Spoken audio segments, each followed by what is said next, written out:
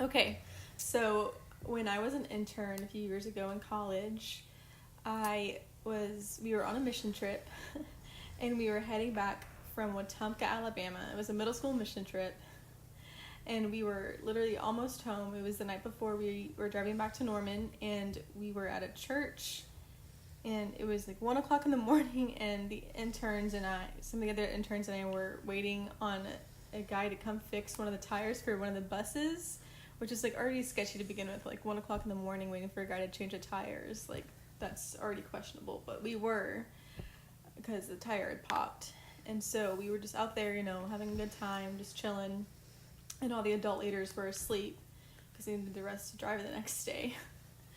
And one of the middle school boys came out and went to one of the other interns, Austin, and they were like, "Hey, Austin, can you come inside for a second? Brooks just fell through the ceiling." And we all like looked at each other like, "What? Like, what just happened?" And he said, "Well, he was trying to sneak into the girls' room, but didn't want to, like get caught. So he, so he tried to move the tile, like the ceiling tiles, and like try to like walk on the beams." And ended up falling through the ceiling and fell onto one of the guys' bunk beds. We're like, okay, great, solid. So then we went and looked at the damage, and it was pretty bad, but no one was hurt or anything. And so then we went and woke up the head youth pastor, and we said, "Hey, Brooks just fell through the ceiling." And he like looked at us for a second, and he was like, "We'll do it in the morning," and went back to bed.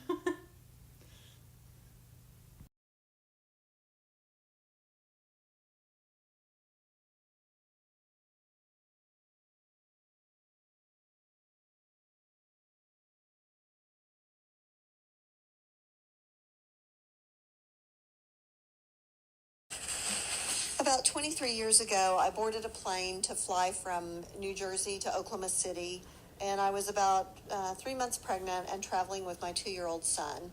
Um, we got settled on the plane, and the plane took off, and shortly after takeoff, I wasn't feeling well, so Nick was asleep in his car seat, and I asked the gentleman next to me if I could get out and go to the restroom. Well, the next thing I knew, I woke up. I had fainted in the aisleway, and I woke up in a different seat, and the flight attendant was taking care of me, and I was still really sick and really concerned about where my son was. So she pointed out to me that they had moved him up closer to where I was sitting, but there was a lady flying on the plane that was taking care of him, feeding him lunch and reading him books and taking care of him for me. When we arrived in Denver, they had called an ambulance, and the ambulance came, and they took me off on a stretcher and took me to the hospital. And in the emergency room, as they were giving me IV, the nurses were so nice, and my son was having the best time because he got to sit on the bed with me and have popsicles. Of course, whenever we were finished in the ER, we didn't have a place to go, and we couldn't go back to the airport and get another flight at that time. So they ended up having a room at their Ronald McDonald House. So we were able to spend the night there and then get up in the next morning and take a flight out. About 23 years ago, I boarded a plane to fly from New Jersey to Oklahoma City, and I was about 3 months pregnant and traveling with my 2-year-old son. We got settled on the plane, and the plane took off, and shortly after takeoff, I wasn't feeling well, so Nick was asleep in his car seat, and I asked the gentleman next to me if I could get out and go to the restroom. Well, the next thing I knew, I woke up. I had fainted in the aisleway, and I woke up in a different seat, and the flight attendant was taking care of me, and I was still really sick and really concerned about where my son was. So she pointed out to me that they had moved him up closer to where I was sitting, but there was a lady flying on the plane that was taking care of him, feeding him lunch and reading him books and taking care of him for me. When we arrived in Denver, they had called an ambulance, and the ambulance came, and they took me off on a stretcher and took me to the hospital. And in the emergency room, as they were giving me IV, the nurses were so nice, and my son was having the best time because he got to sit on the bed with me and have popsicles. Of course, whenever we were finished in the ER, we didn't have a place to go, and we couldn't go back to the airport and get another flight at that time. So they ended up having a room at their Ronald McDonald House. So we were able to spend the night there and then get up in the next morning and take a flight out.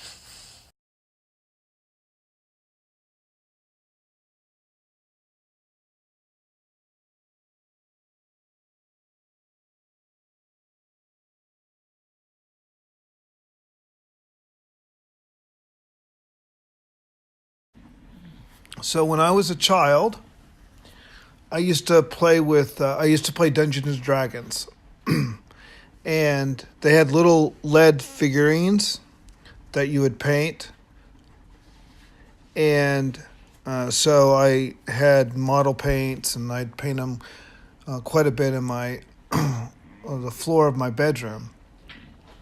I had this big ceramic piece of like ceramic board that my mom got for me for so that way I wouldn't make a mess on my floor.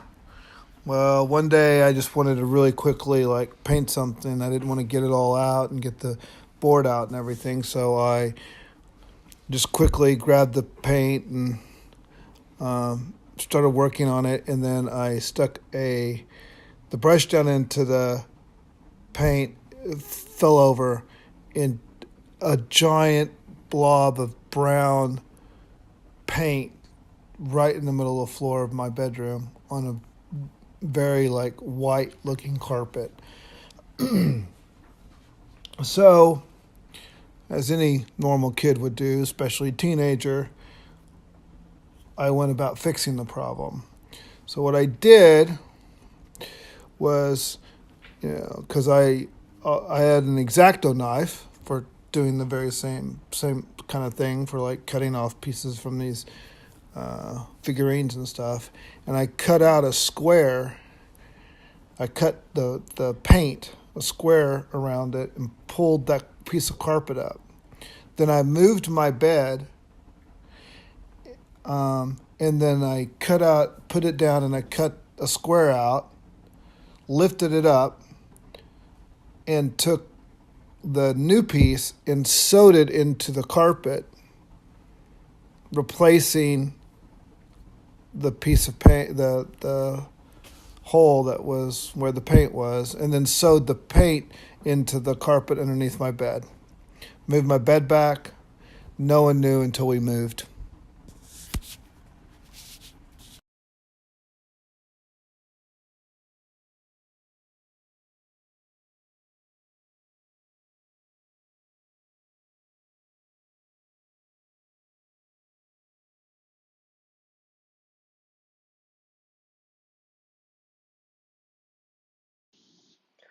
I grew up playing soccer. Specifically, I played goalkeeper.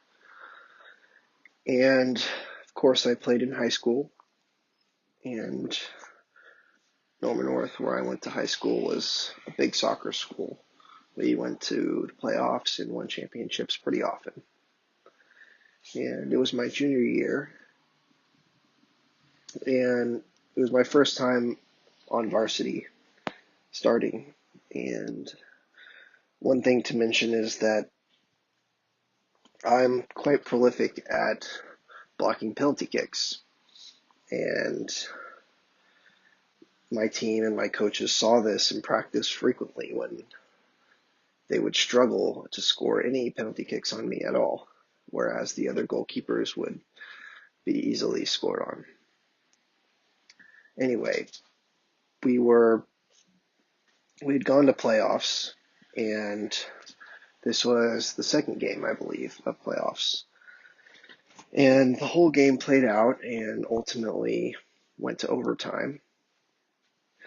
And then overtime played out, and we ultimately went to penalty kicks.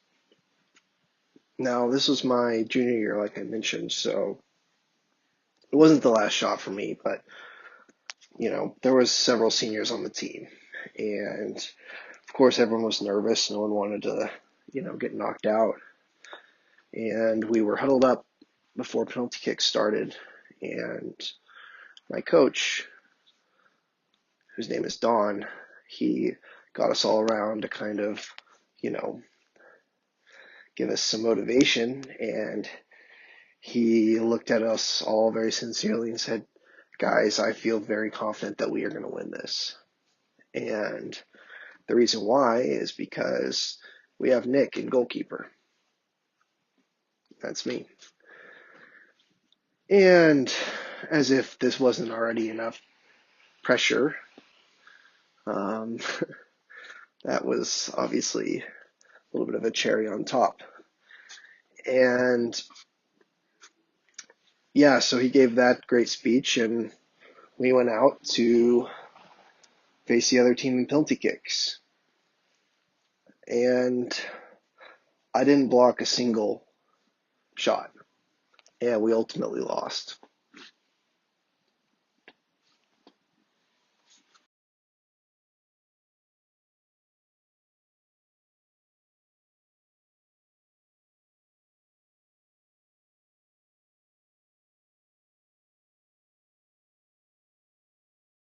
Hi, Megan.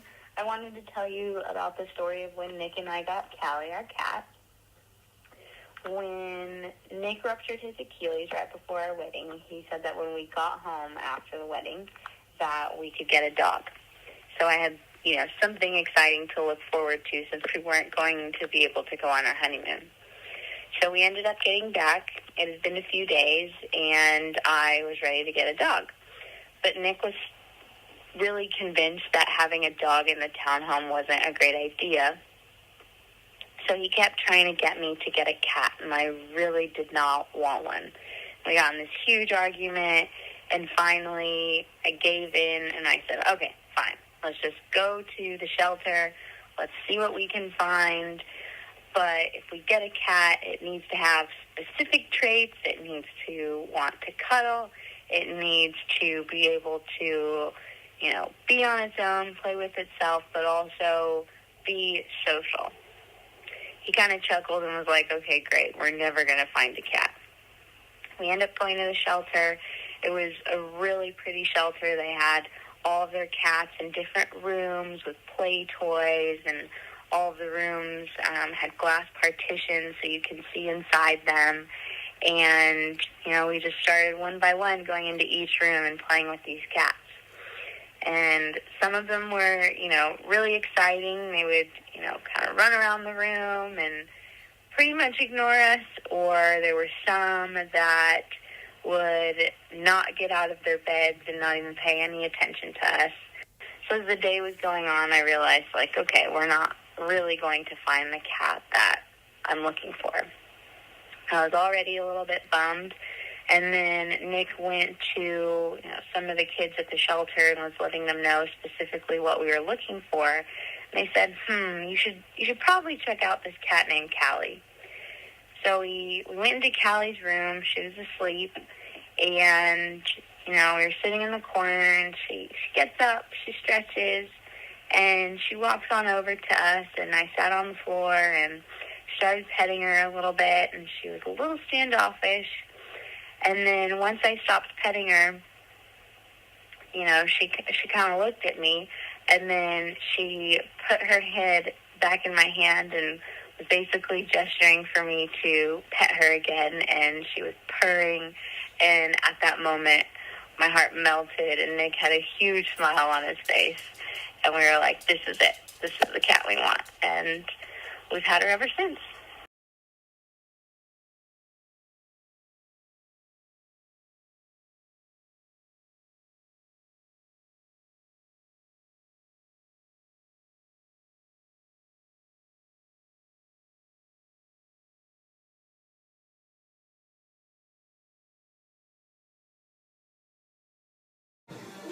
Flash, you need flash, right?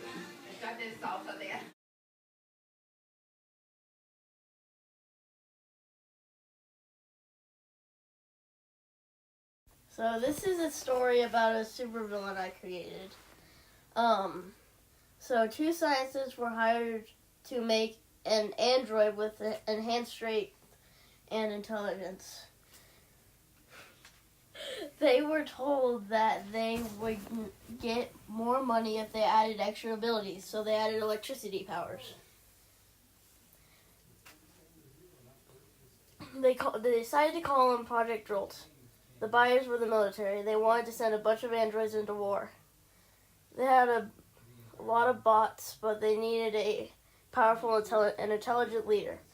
The scientists decided to teach him a lot of skills to be able to help out more. Joel and the scientists had a bond until one night the scientists were at their houses. He went through the computer and found out where they were going to send him. He read the emails from the buyers. To him, it sounded like slavery. The next day, Joel left. He thought humans were the only thing wrong in the world.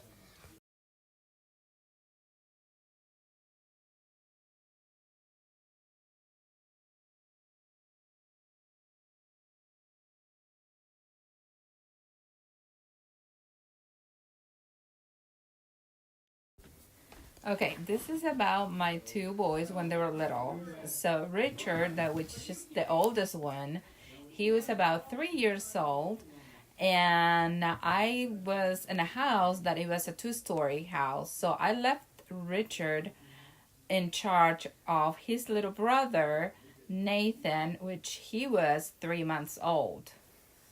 And I told him I'm gonna leave Nathan in bed, in my big bed, and I put pillows all around, and I told Richard, I said, watch your brother for 5 seconds. I'm gonna run down the stairs to the kitchen and I'll be right back. So make sure he doesn't fall off the bed. And so I put pillows everywhere around so he wouldn't fall, and Nathan was awake. So I literally run. I came back upstairs, and Nathan was screaming, crying. So I came back upstairs, and I found him underneath his crib, the baby crib. And I asked, and Ricky was at the end of the bed watching Pooh Bear. And I asked him, I said, Richard, what happened to your brother? And I pick up Nathan, and he says, I don't know. And he kept watching TV. And I said, Ricky, I told you to watch over your brother. What happened? And he said, I don't know, Mom. He fell. And then the most funny part was that all the pillows were in exactly the same spot I left them.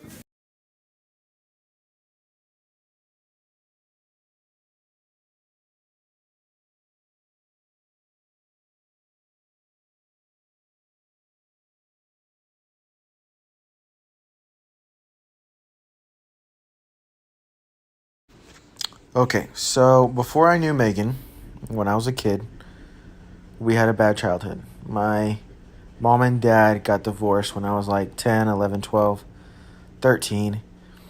And when they got divorced, we had to spend time with each of them, and they each got, custody for so long periods, like alternating weekends and throughout school. So with our rough childhood, we didn't like spending time with our father.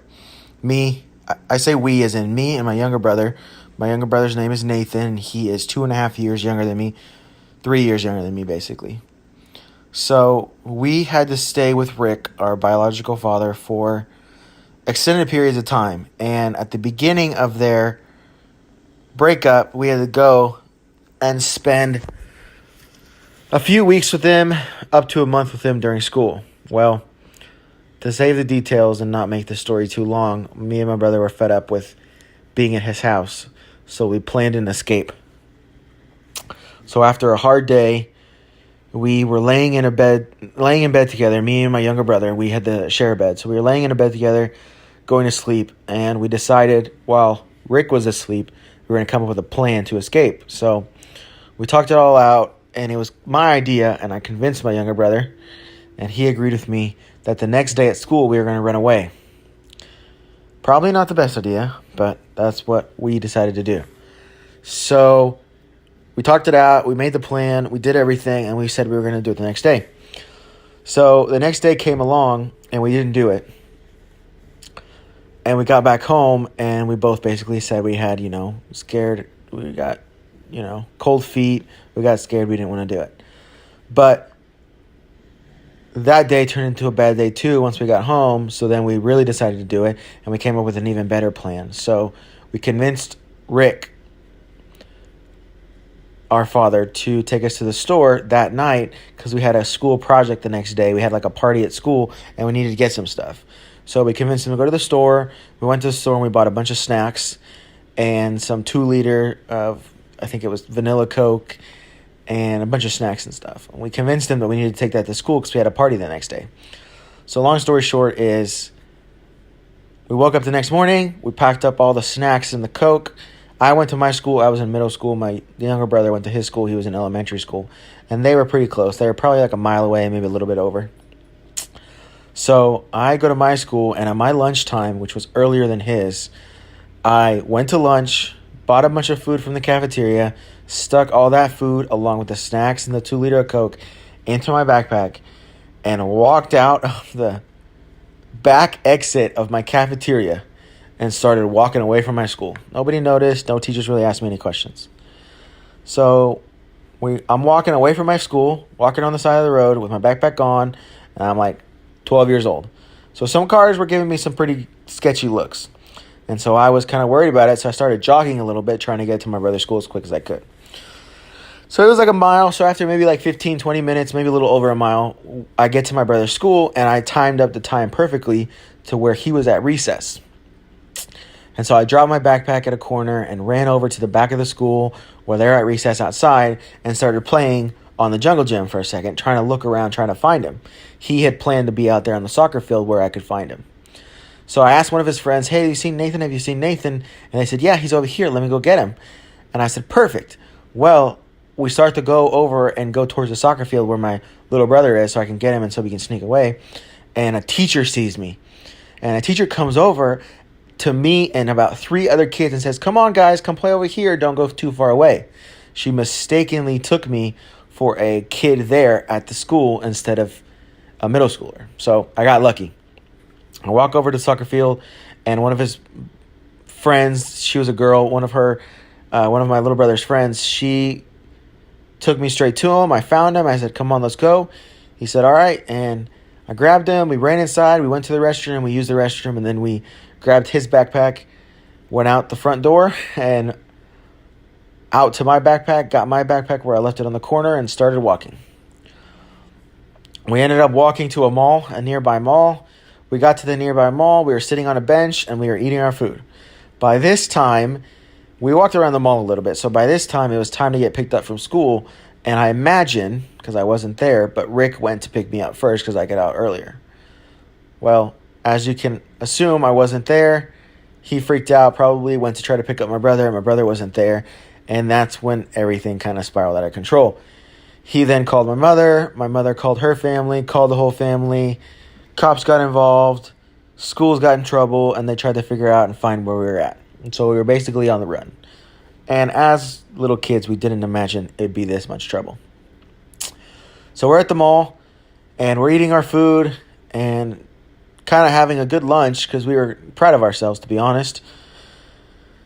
And we took a long time. We sat there on a bench at one of the exits of JCPenney's and sat there and ate our food for about an hour and talked about how kind of proud of ourselves we were, how we were kind of making a statement, how we were making it known what was going on. And it was just peaceful because, like I said, we had a string of bad days, kind of like a chain of bad days together over at Rick's house. So this was kind of like our serenity time where it all was kind of coming to an end. So after this, to kind of summarize, after eating that lunch, which took about an hour, it's a little bit after school now, and a bunch of people were probably looking for us. We walked from the mall a couple miles over to where my mom's apartment was. She wasn't too far from the mall. We walked to the apartment, and we were kind of hiding at the pool area and waiting to see anybody. And finally, my mom walked up after about 30 minutes. She walked up to the apartment door crying.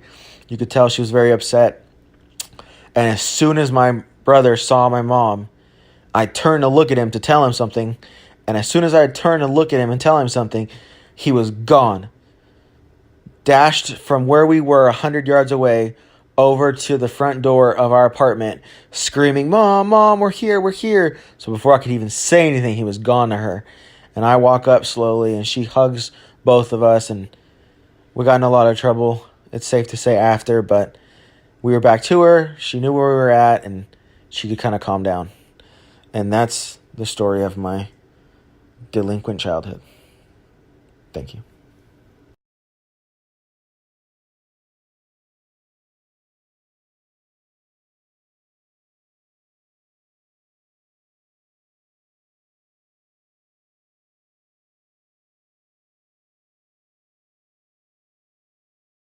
Whenever you're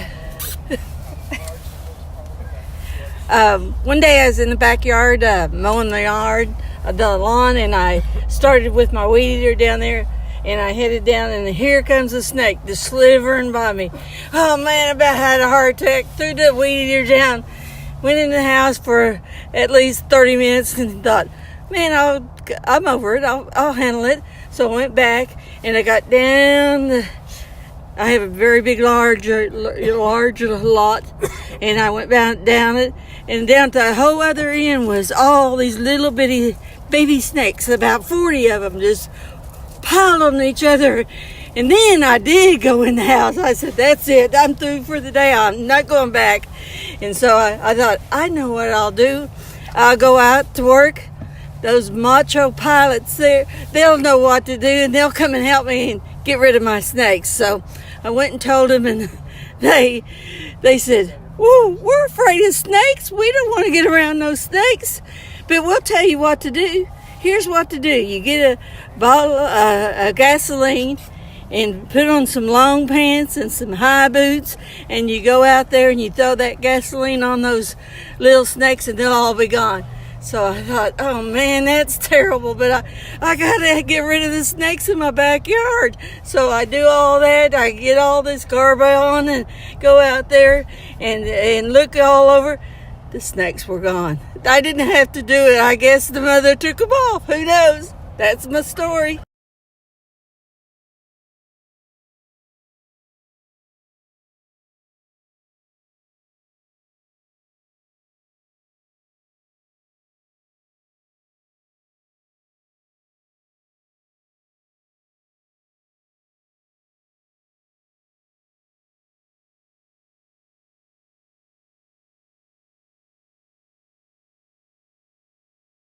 Can you tell me a story? Laurel, tell me a story. Let's see.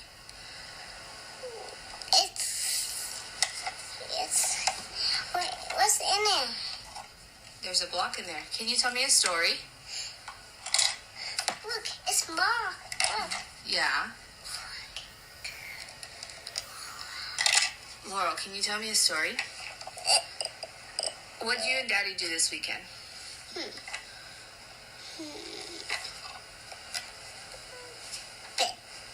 What'd you do this weekend? Did you go to the OU game? Yeah. Dad is still asleep. He's still asleep. Yeah. What else did you do?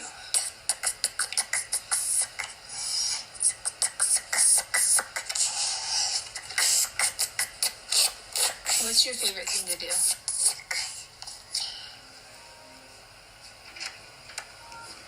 Get the water, blue and red and blue. Yeah. The Laurel, who's your best friend? Hey,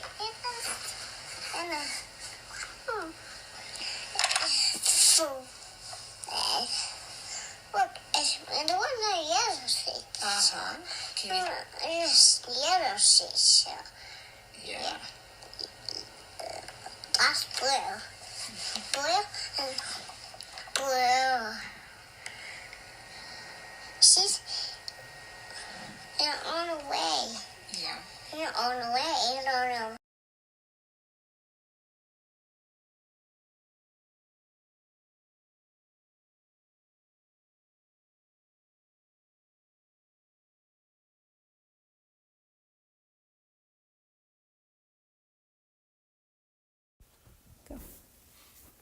Ready? Yeah. One year at Christmas time, we wrapped up all the gifts, put under the tree, and our 4 kids, Dennis, Rhonda, Angela, and Gregory, all unwrapped them and then rewrapped them so we wouldn't know what they were getting, or so they wouldn't know what they were getting, and we didn't know they done that. That was a story I can't ever forget.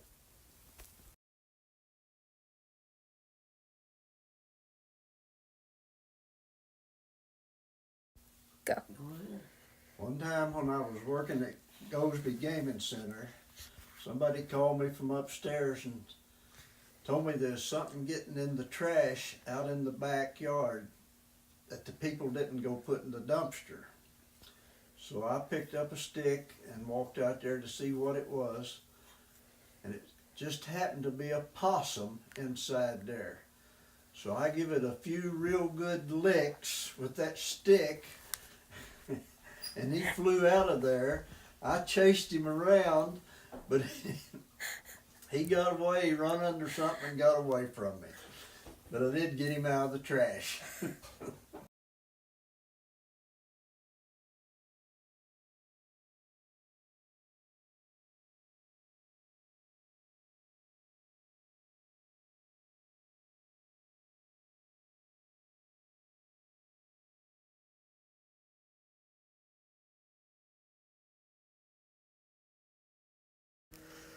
I'm gonna tell you the story of my nose ring. Okay, I wanted a nose ring for a long time, and I kept seeing this cute little nose ring in Megan's face. So I decided to tell Megan to take me to get one. So what day was it? I don't remember, but we went together. She held my hand, and I was brave. Now I have my cute little nose ring.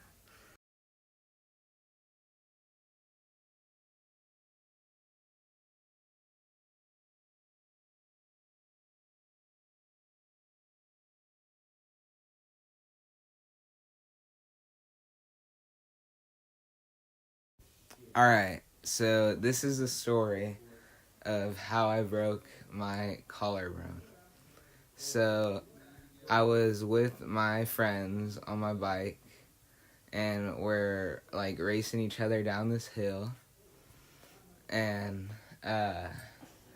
so there was a sharp turn I had to make, and I could have done the turn, and I was going so fast that if I stopped, I would have like crashed, and I didn't want to crash. And to the other side was the road, and I thought that if I'd get on the road, I'd crash. So I was thinking of what to do, and there was like this lamppost, and I was trying to think, what would be the best thing so I don't get hurt. And I didn't decide, and I like panicked and crashed into the lamppost, and I like flew off my bike, and my friends were all like worried for me, like asking if I was okay, and one of them just kept laughing because of how funny it was. And so yeah, that's how I broke my collarbone.